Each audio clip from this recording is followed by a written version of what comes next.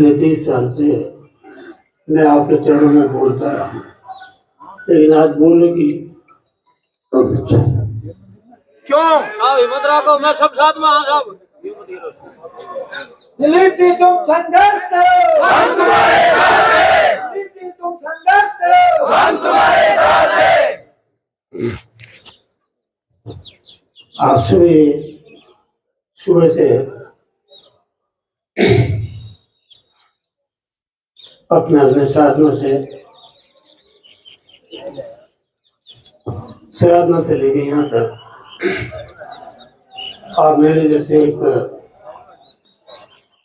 छोटे कार्यकर्ता के लिए प्यार, आशीर्वाद और जो चिंता जाएगी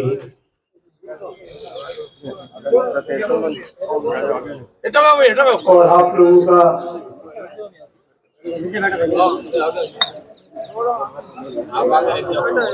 ये आशीर्वाद देखकर आज के दुख, एक तकलीफ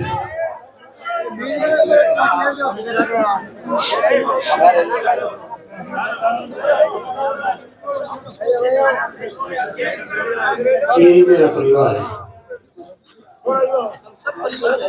मेरी 2 बेटियां थी, दोनों की शादी हो गई और कोई लोग लालच भी नहीं है और आगे भी कोई इच्छा नहीं है।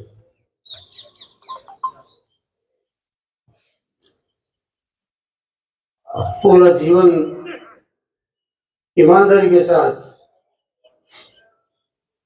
आपके साथ बिताया मैंने। शुरुआती दौर में जब मैं राजनीतिक में आया, एक किस्सा मुझे याद आया। राजनीतिक में आया जब ऐसी एक मीटिंग थी और उस मीटिंग में मैं भाषण दे रहा था, तो किसी एक शख्स ने खड़े होके मुझसे सवाल किया कि दिलीप जी, राजनीतिक में लोग पैसा कमाने के लिए आते हैं, अपने बेटों को फैक्ट्रियां, बड़े बड़े कल कारखाने, व्यापार में पैसा कमाने के लिए आते हैं। मैं शिव भक्तों और महादेव जी का पुजारी हूँ। मैं आज जो बोलूंगा एक शब्द झूठ नहीं होगा। मैंने उसी वक्त मेरा भाषण रोका, तो लोगों ने कहा बोल क्यों नहीं रहे। मैंने कहा उस शख्स ने एक बहुत बड़ा सवाल मेरे सामने कर दिया और मैं राजनीतिक में नया नया आया। इस सवाल का जब तक मैं जवाब नहीं दूंगा तब तक भाषण वापस इस इलाके में नहीं दूंगा। मैं मेरी पत्नी के पास गया और मैंने इनसे कहा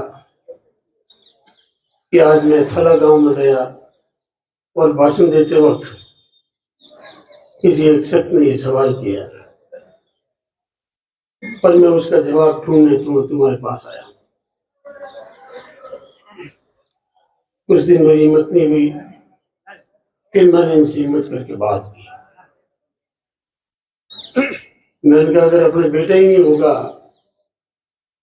तो मेरे दिल में और लालच आएगा कैसे। तो इन्होंने कहा ये क्या बेतु का सवाल है। मैंने हमारे को 2 बेटियों के बाद ऑपरेशन करवाना है। तो इन्होंने कुछ विचलित हुए। हमने कई दिनों तक बातचीत की और बातचीत करने के बाद में मैंने कहा राजनीतिक में मैं तभी जाऊंगा जब मैं उस सवाल का जवाब पब्लिक को दूंगा। और उस रूप में तैयार हुई। हम दोनों ने फैसला किया और 2 बेटियों को ऑपरेशन करवाया।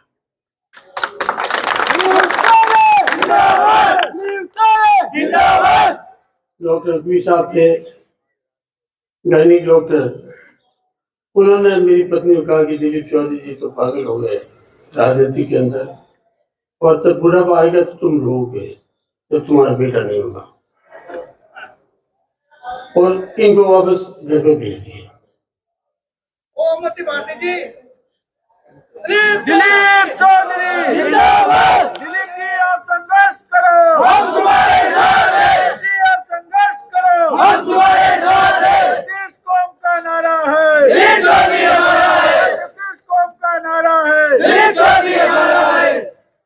लेकिन मैं इस बात पर अडिग था और उसके बाद में हमारा फैसला कायम रहा।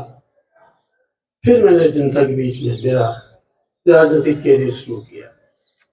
आप लोगों का और मेरा 30 साल से रिश्ता है।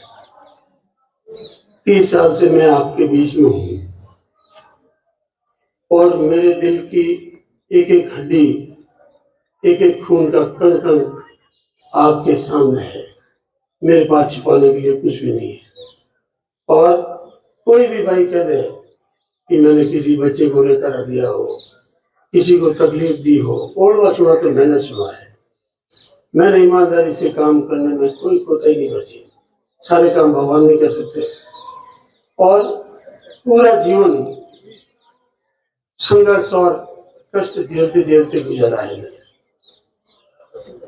लोग कहते हैं कि दिलीप चौधरी तुम हारने के बाद भी जनता के बीच में जिंदा कैसे खड़ा हो। मैं रात को सोचते सोचता हूँ कि मेरे शरीर के अंदर तो कुछ बचा ही नहीं है, लेकिन आप लोगों को जब देखता हूँ तो मेरे में हिम्मत आती है, चेहरे में एक मुस्कुराहट लानी पड़ती है और आपकी ताकत के बल पर अब तक लड़ता रहा। आज आप सब विराजमान हो, मेरी जाति के भी लोग हैं, 36 कौम के लोग हैं। ईमान धर्म से आप कहना कि मेरे से कहीं त्रुटि हुई हो, कहीं मुझसे गलती हो गई हो, कहीं मैंने किसी को तकलीफ दी हो, कहीं मैंने किसी भाई को लड़ाने का काम किया हो, मैंने दुश्मन का भी नुकसान नहीं किया। आज मेरे विपक्ष के लोग भी कहते हैं कि दिलीप चौधरी ने हम नुकसान तो किसी का नहीं किया। और उस रूप में पूरा जीवन आपके चरणों में बिताया मैंने, और कभी भी मैंने ऊंची आवाज में बात नहीं की। अगर कोई और बात शाबाशी दिया तो आपने दिया, मैंने हमेशा हंसकर आपको अपना परिवार के माता पिता के रूप में आपको भेजा। और आज हम दोनों के अलावा अगर आप कोई मेरा परिवार है तो आप हो, आप ही मेरे माता पिता हो, आप ही मेरे परिवार हो। उस रूप में जीवन का अंतिम पड़ाव की ओर मैं आगे बढ़ रहा हूँ। कांग्रेस के अंदर जिंदगी गुजार दी मैंने, और चाहे चुनाव हारा चाहे जीता, इस कांग्रेस के तिरंगे झंडों को लेकर गांव गांव में उसकी नीतियों को, आपके कामों को, आपकी समस्याओं को, आपके दुख को, छोटी से छोटी बात भी होती है तो लोग मुझे फोन करते हैं। कल मैं जयपुर से आ रहा था तो जैसलमेर के पास से एक फोन आया कि मेरी पिकअप गाड़ी पकड़ ली कोई फाइल का भी थे। तो मैंने फोन मेरे मिलने वाला था, फोन कर गाड़ी छोड़ दी। इस रूप में आज हमेशा मैं आपकी सेवा चाकरी में कहीं भी कोई रुचि रहती हो आप मुझे बताओ। और पूरे पाली जिले के अंदर अगर सबसे ईमानदारी से, ताकत से, सक्रिय रूप से इस कांग्रेस पार्टी को के लिए काम किया तो मैंने किया है। और लोग भी कहते थे कि सबसे सक्रिय दिलीप चौधरी है। 24 घंटे मेरा घर खुला है, रात दिन सुबह 6 बजे से लेकर नींद नहीं आती तब तक आपके चरणों में रहता हूँ। सब लोग जानते हैं मैं कहाँ खड़ा हूँ। आज हाथ से हाथ जोड़ो यात्रा थी राहुल गांधी जी की। मैं 600 किलोमीटर इस तिरंगे झंडे को लेकर गाँव गाँव में घुमा, पैरों में छाले पड़ गए, लेकिन आपको मैंने कभी नहीं बताया। कोरोना काल आया, उस वक्त भी 36 कौम सेवा समिति बनाकर हर गांव ढाणी में जाकर हमने वो खाद्य सामग्री किट बांटे। मेरा घर हमेशा उस दौरान भी खुला रहा। कोरोना की मौत के डर से भी मैं नहीं डरा, और 36 कौम परिवार के बीच में रहकर आपकी जितनी भी सेवा हो सकती थी उस रूप में मैंने की। आधे दिन भी कोई काम आपने बढ़ाया वो मैंने किया। लेकिन इस बार जो फैसला कांग्रेस आला कमान ने किया, मैं 1.5 महीने से घूम रहा हूँ, जयपुर दिल्ली के चक्कर काट रहा हूँ, और एक ऐसे शख्सियत के हाथ में तिरंगा पकड़ा दिया जिससे मैं 25 साल लड़ता रहा, जिससे मैं 25 साल तक लड़ता रहा। और एक भारतीय जनता पार्टी के नेता के हाथ में कांग्रेस का तिरंगा थमा दिया, ये दुख है। ये अन्याय मेरे हुआ और इस बात की मुझे पीड़ा हुई, इस बार मुझे बहुत गहरी पीड़ा हुई और मैंने आला कमान को भी कहा कि आपने गलत किया है। जो कांग्रेस की रीति नीति नहीं जानता, जिसके घर पे आज कोई झंडा लगा हुआ, सुरेंद्र गोयल ने इस जिंदगी में कभी कांग्रेस के हाथ में वोट नहीं दिया। हम 25 साल तक, मेरा जीवन तो इस शख्सियत के सामने लड़ते लड़ते गुजारा है। इनके कार्यकाल में कई दंगे हुए, जयतारण अल्पसंख्यक भाइयों की जब दुकानें जल रही थी, उनकी आंखों में आंसू थे, तब ये मंत्री थे और दूसरी बार जो है धार्मिक जुलूस निकालकर अपने वोटों की गिनती करा रहे थे। गरीब रो रहा था, ये निमाज में दंगा करवाया। आज वो गरीब लोग जो है आज भी भुगत रहे, उनको मुआवजा तक नहीं मिला। मेरे टाइम में मैंने 50 लाख निमाज में मुआवजा दिलवाया। तो आज कांग्रेस भाजपा के हाथ में दे दी, आज कांग्रेस बीजेपी के हाथ में चली गई। इस बात का मुझे दुख है। तुमने जीवन में कभी कांग्रेस को वोट नहीं दिया, आप कहते हो मैं कांग्रेस में आ गया। आप 4 साल पहले कांग्रेस में आ गए तो जिला परिषद, पंचायत समिति, नगर पालिका के चुनाव थे, कभी आकर हाथ पे टिकी तो लगा देते। तुम 4 साल कभी कांग्रेस की बात की होती, एक भी कोई घटना तो हमको बता देते। आप लोगों से इससे लड़ते लड़ते हम तो हमारा जीवन जो है पूरा समर्पित कर दिया। और मैंने ये पार्टी आलाकमान को ये कहा है कि आप जयतारण की कांग्रेस के साथ कुठाराघात कर रहे हैं, हम कार्यकर्ताओं की आप हत्या कर रहे हैं। अरे आप मार देते तो गले पे छुरी डाल के मार देते तो हमारी सांस तो निकल जाती। आज ऐसे हाथों में आप कांग्रेस दे रहे हो। आज वो टिकट की घोषणा हुई, जब जयतारण में प्रवेश किया सुरेंद्र गोयल ने, उनके साथ भारतीय जनता पार्टी के लोग थे, सारे बीजेपी के लोग थे, एक भी कांग्रेस कार्यकर्ता उनके साथ माला पहनने वाला नहीं था। आज बनवार साहब से मिला तो उनकी आंखों में आंसू थे, वो मेरे से गले मिलकर हमारे रोए। अभी मगरे में हजारों लोगों के आंखों आंसू थे। लोगों को ये बर्दाश्त होने वाली बात नहीं थी। आज बीजेपी के लोग कांग्रेस का झंडा लेकर जो है हमारे ऊपर तमाशा मार रहे हैं, ये सहन करने वाली बात नहीं है। इस बात का मुझे दुख है, इसलिए मन का भर गया आज। दिलीप जी आप संघर्ष करो, हम तुम्हारे साथ हैं। दिलीप जी आप संघर्ष करो, हम तुम्हारे साथ हैं। हमने कहा हमारे में क्या चूक है, जब राजस्थान में आपने 2-2 बार चुनाव हारने वालों को सबको टिकट दिया है, ऐसे कमजोर प्रत्याशियों को भी टिकट दिया है जिनकी जमानतें जब्त होगी, वो समय बताएगा। आज जिनकी धरातल पर कोई वैल्यू नहीं है, उनको आपने टिकट दे दिया। और एक मेरे जैसे एक रात दिन काम करने वाला ईमानदार कार्यकर्ता के गले पर छुरी भैया। जब टिकट वितरण हो रहा था, उस मीटिंग में बैठे तमाम सर्वे मेरे पक्ष में थे, अंदर भी कई मेंबर है, मेरे पास भी सारी बात है। गोयल का तो कहीं नाम ही नहीं था। पार्लियामेंट पर्यवेक्षक कहता है कि मैं आदमी को जानता भी नहीं हूं, कौन है सुरेंद्र गोयल, मेरे से ये कभी नहीं मिले। ऐसे व्यक्ति पर फिर कैसे आपने भरोसा कर लिया?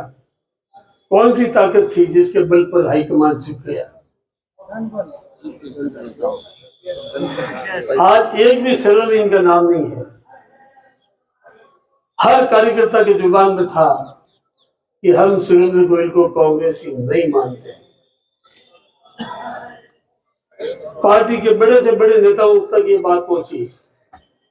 अभी वीरेंद्र राठौर साहब आए जोधपुर, तब हमारे ये मंजू जी पाटिल को मैं धन्यवाद दूंगा। ये और सारे लोग जोधपुर को सुबह 10 बजे एयरपोर्ट पे आए तो 6 बजे तैयार होकर वहाँ पहुंच गए और उन्होंने उनको सारी दिल की बात बताई। ये जैतान की ग्राउंड रिपोर्ट ये है। यहाँ दिलीप चौधरी रात दिन काम करता है, हमारे लिए मेहनत करता है। आधे दिन किसी को समस्या सुनाते तो मेरा घर खुला रहता है, इनके दरवाजे तो कभी खुले ही नहीं। वीरेंद्र सिंह राठौड़ बड़ी जाति के राजपूत है, उन्होंने अपनी रिपोर्ट में ये लिखा कि जैतान में ग्राउंड रिपोर्ट दिलीप चौधरी के मुकाबले किसी की नहीं। उन्होंने कहा कि मैं सच बात लिखूंगा तो किसी ने कहा कि 5 बार भाजपा से जीता हुआ MLA है, 2 बार मंत्री है, इसलिए इसको टिकट देना चाहिए। और जो कांग्रेस की कब्र खोदने वाले, कांग्रेस के साथ हमेशा नाइंसाफी और कुठाराघात करने वाले ऐसे व्यक्ति के पक्ष में अगर कांग्रेस फैसला करती है तो क्या ये फैसला आपको मंजूर है? बस ये बड़ा सवाल मैं आपसे आज करना हाजिर हुआ हूँ। और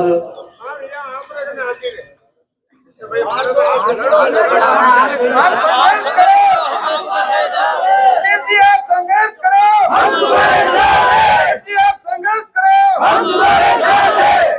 सब हाथ खड़ा करो,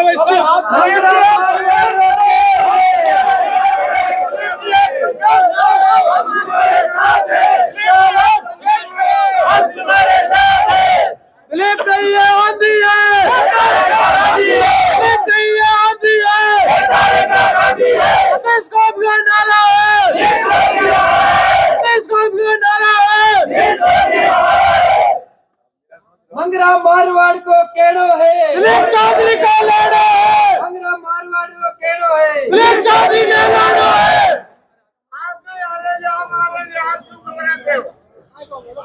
दिलीप चौधरी जिंदाबाद। आप लोग का परिवार पूरा 36 में आप लोग घबराने की जरूरत नहीं है।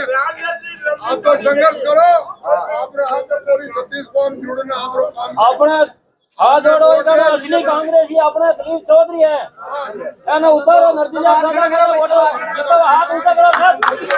दिलीप चौधरी, दिलीप चौधरी, दिलीप चौधरी, घोषणा कर दो। दिलीप जी आप संघर्ष करो, हम तुम्हारे साथ हैं। दिलीप जी आप संघर्ष करो, हम तुम्हारे साथ हैं। दिलीप जी आप चुनाव लड़ो, हम तुम्हारे साथ हैं। दिलीप जी आप चुनाव लड़ो, हम तुम्हारे साथ हैं। दिलीप जी आप चुनाव लड़ो, हम तुम्हारे साथ हैं। दिलीप जी आप घोषणा करने वाले छोड़ो साहब, आपकी सबकी इच्छा है साहब ना नामांकन करवाएगा और साहब ना ज्यादा वोटों में 36 को टिकार विधानसभा में भेजेगा, बहुत भारी मतों जीतेगा साहब। आप घबराओ, 36 को आपके साथ रहे हैं साहब।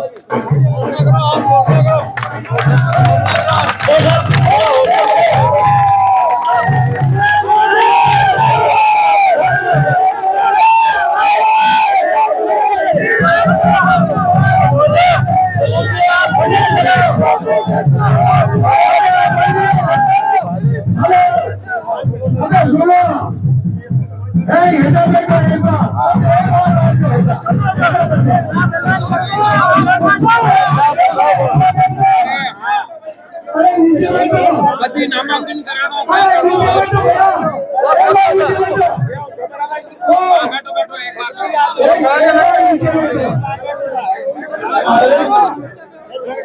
देखो नीचे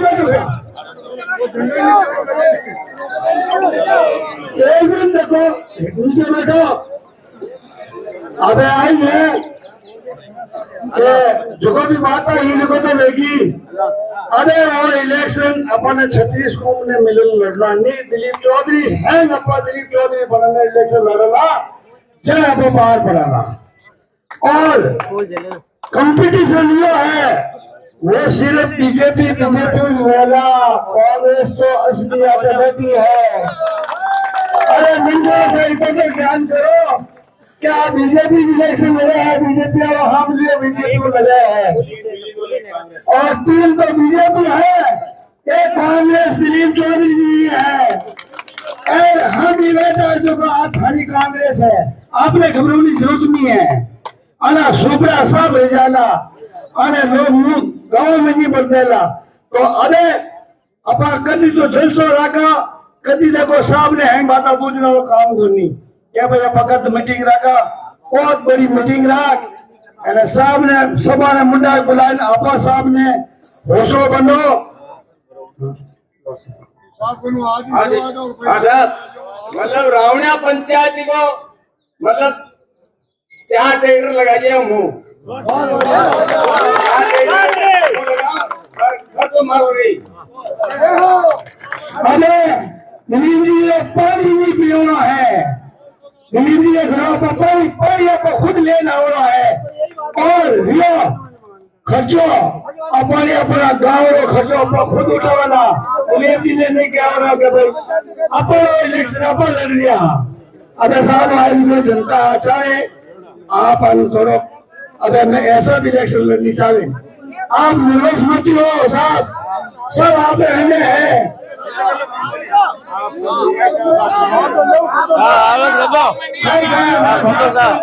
आप सभी एक बार क्यों सामने के हिम्मत भी हो रही है सामने कोई दबाव नहीं आवड़ो हाई कमान अरे साहब हाई कमान तो है बस्ती जनता बैठी है मेरा पिता मिस्टर गोविंद जी जा अजय जी क्यों 21,000 821 नहीं जीता तो इधर धरती है माता जीव में दुर्लभ है और अपनी जीत है आप पक्की सर्वे साहब बोलो अजय जी बोलो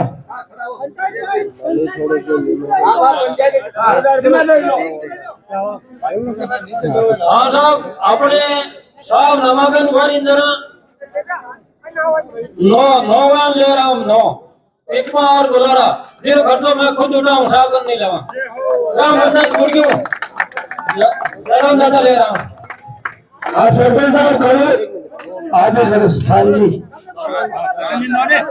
और इन बच्चे राम जी साहब खवड़िया पंचायत में खासा गाँव